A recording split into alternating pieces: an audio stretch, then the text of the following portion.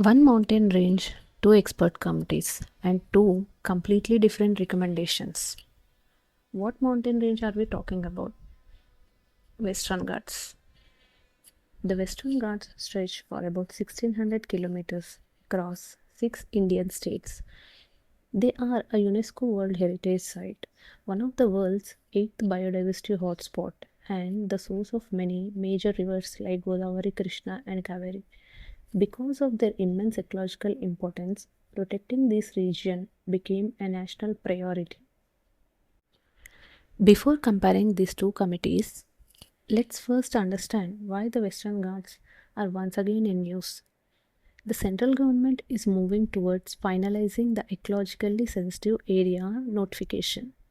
At the same time, several states have raised concerns because these restrictions could affect mining, industries, infrastructure projects, and local livelihood. Now, let's understand these two committees with differences. First, let's begin with these two committees' formation. The GADGIL Committee, officially called the Western Ghats Ecology Expert Panel, was constituted in 2010 by the Ministry of Environment and Forests. After its recommendations faced criticism, the government formed another committee in 2012, headed by Dr. Kasturirangan, to review and suggest a more balanced approach. So, here the point to remember is GADGIL Committee was formed in 2010, whereas Kasturirangan Committee was formed to review the GADGIL Committee in 2012. The second difference is the chairman. The GADGIL Committee was headed by Dr. Madhav Gadgil, a renowned ecologist known for his work in biodiversity conservation. The second committee was chaired by Dr. Kasturirangan, a distinguished space scientist and former chairman of ISRO. Their different professional backgrounds influenced the recommendations they made. So, here the important point is chairmanship. GADGIL Committee headed by Madhav Gadgil, whereas Kasturirangan Committee headed by Dr. Kasturirangan. And the third difference is the report submitted. GADGIL Committee submitted its report on 31st August 2011. Since many states felt the recommendations were too strict, the government appointed the Kasturirangan Committee, which submitted its report on 15th April 2013 after reviewing the earlier recommendations. The biggest difference lies in their philosophy. The GADGIL Committee believed that environmental conservation should take priority over development because protecting biodiversity is essential for future generations. In contrast, the Kasturirangan Committee believed that conservation and development should go hand in hand. It tried to strike a balance between protecting nature and supporting economic activities. So, this is the biggest difference and the most important difference between these both committees. The next difference is the area recommended for protection. The GADGIL Committee recommended protecting around 64% of the Western Ghats. On the other hand, the Kasturirangan Committee reduced the protected area to about 37%, focusing only on the most ecologically valuable natural landscapes. The next is the classification. The GADGIL Committee divided the Western Ghats into 3 ecologically sensitive zones: Zone 1, Zone 2, and Zone 3. Zone 1 has the strictest protection, while Zone 3 allowed relatively more development. In contrast, the Kasturirangan Committee did not create multiple zones. It proposed a single ecologically sensitive area for protection. Decision-making approach. The GADGIL Committee followed a bottom-up approach.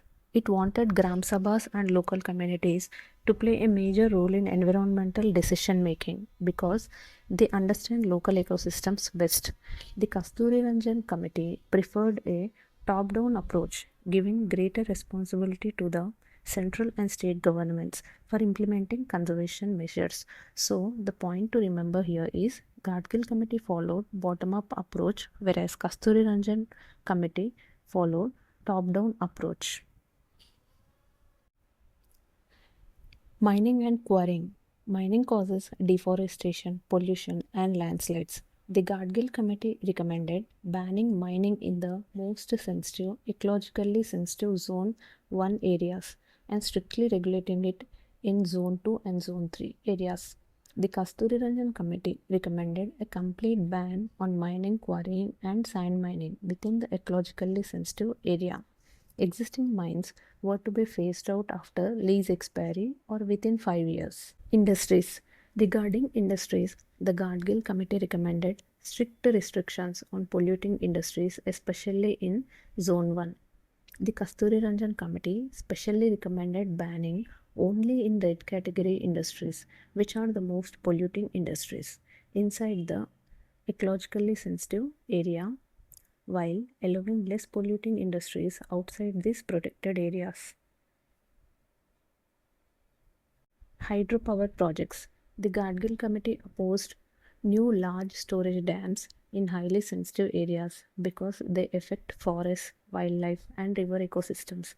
The Kasturirangan Committee took a more balanced position. It allowed hydropower projects, but only after detailed environmental impact assessments and strict ecological safeguards. Agriculture and plantations. The Gadgil Committee encouraged environmentally sustainable farming with stricter environmental regulations. The Kasturirangan Committee recognized tea, coffee, rubber plantations, and agricultural lands as cultural landscapes.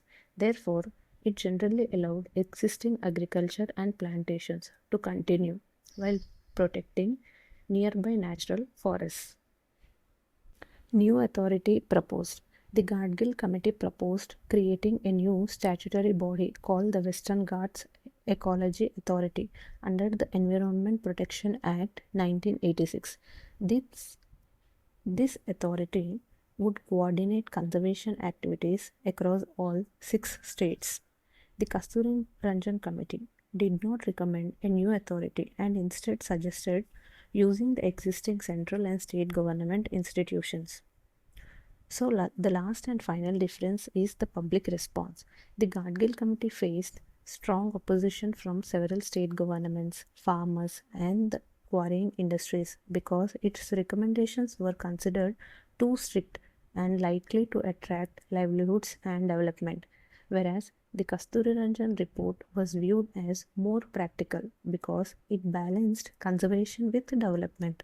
However, it also faced opposition from substates over concerns regarding land use restrictions. So, these are the differences of Gadgil Committee and the Kasturiranjan Committee. With these differences, we can conclude that both committees had the same goal, that is, protecting the Western Ghats. The difference was in their approach. Gadgil believed that conservation should come first, whereas Kasturiranjan believed conservation and development should go together. Today, the challenge is not choosing between development and the environment.